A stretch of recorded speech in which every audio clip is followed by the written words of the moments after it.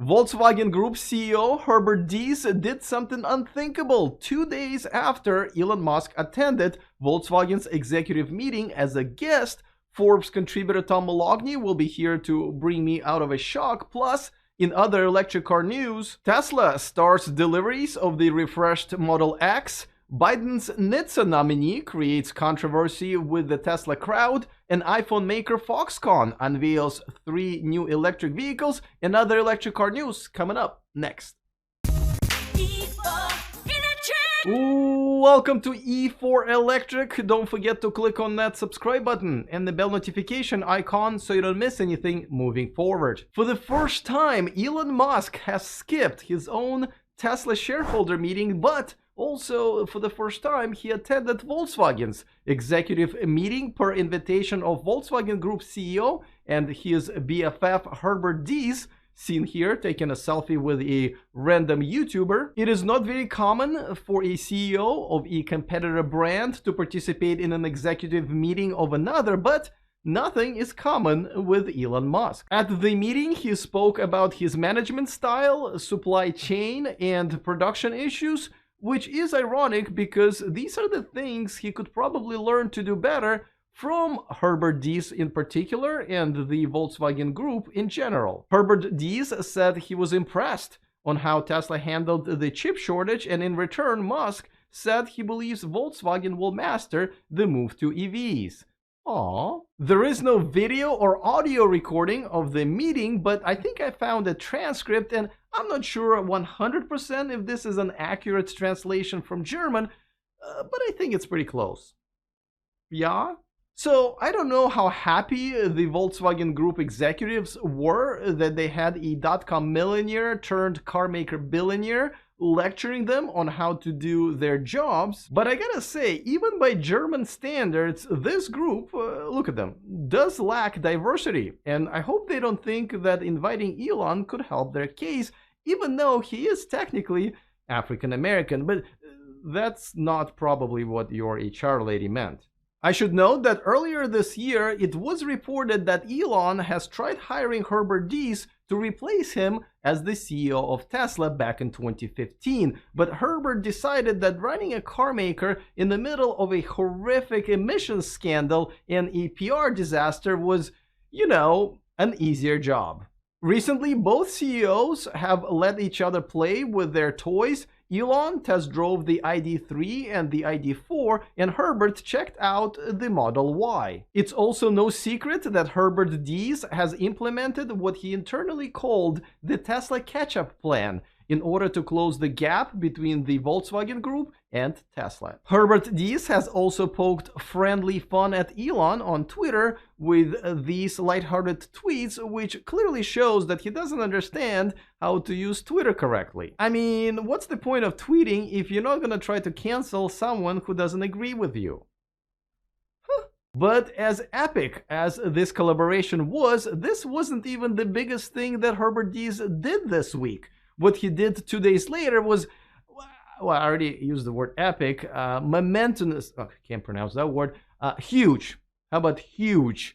And I'll tell you all about it in just a second, but before that, a quick reminder that this video is brought to you by the Climate Exchange. The Tesla Raffle is back. You can win a Tesla of your choice, but only 5,000 tickets will be sold. Get yours using the link in the description of this video, and even if you don't win, the money will go towards a great environmental cause. And by NeoCharge, are you a home renter and don't have the ability to install the level 2 charging? Well, forget about asking your landlord and share a 220 outlet by plugging in the NeoCharge Smart Splitter. Get yours using our discount code in the description of this video. So, 2 days after Herbert Diess invited Elon Musk to Volkswagen Group's executive meeting, he posted this on his LinkedIn page, showcasing how Volkswagen Group electric cars are essentially cheaper than their Volkswagen Group gas-powered counterparts, including the ID4, which the data claims is more affordable than the Tiguan. Yes, Herbert Diess, the CEO of the Volkswagen Group, has just pointed out that the new ID4 is a better deal than Tiguan,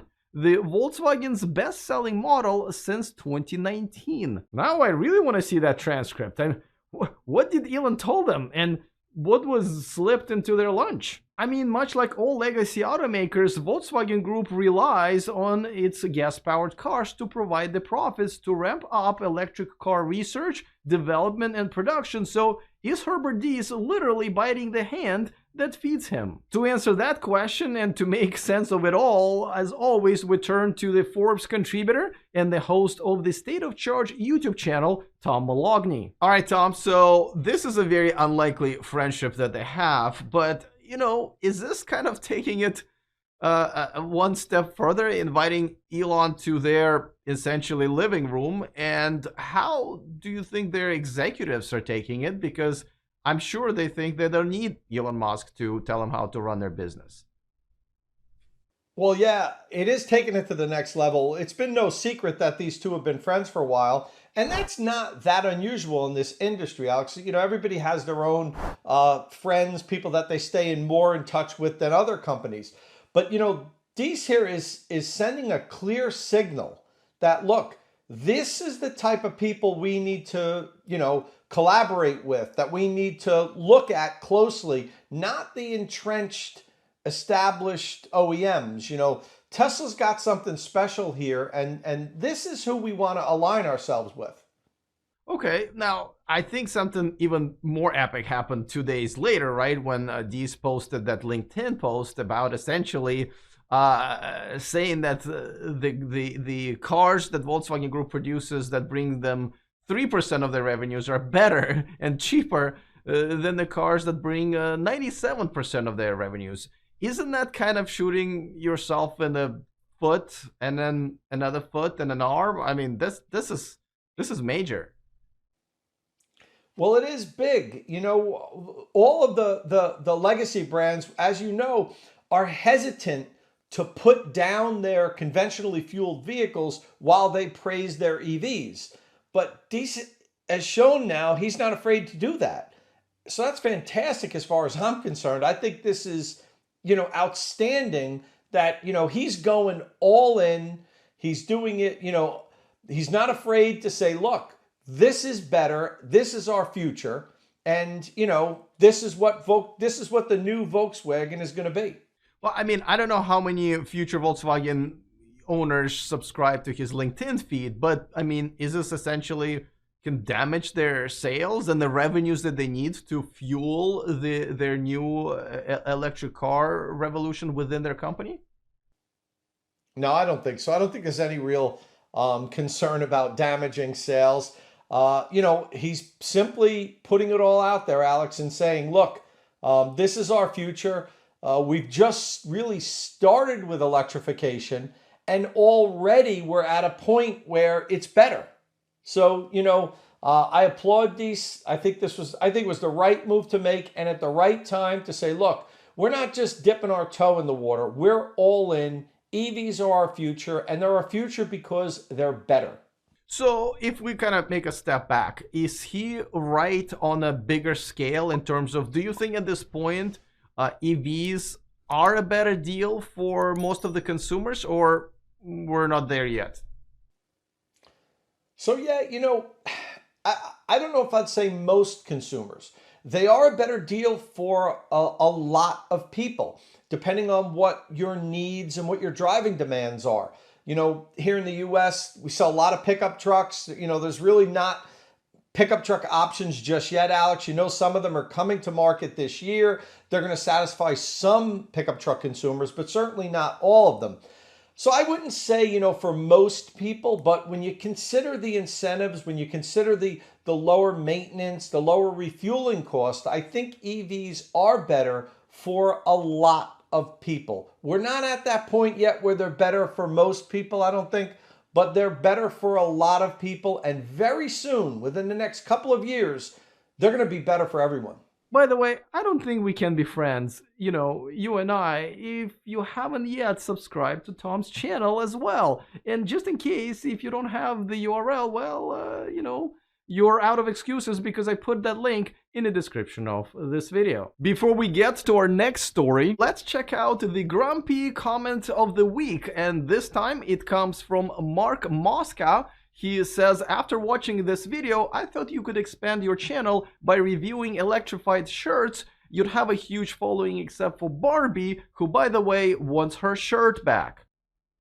First of all, Mark, she told me I could keep it. And secondly, me and Barbie have a lot in common if you think about it. But most notably, we both drive battery-powered Volkswagens. Let's move on to the next story, and even though Tesla had its earnings call this week announcing that they have achieved a record 1 million annual run rate, the biggest news that almost went unnoticed was that Tesla had finally started deliveries of the refreshed Model X, which originally was due out back in February. Unlike the big event that the refreshed Model S got, the Model X delivery event was mainly held at the Fremont factory, from what I could see from a few pictures and videos that were posted online. Now, not sure if you can call it a delivery event, per se, maybe more like a delivery parking lot meetup?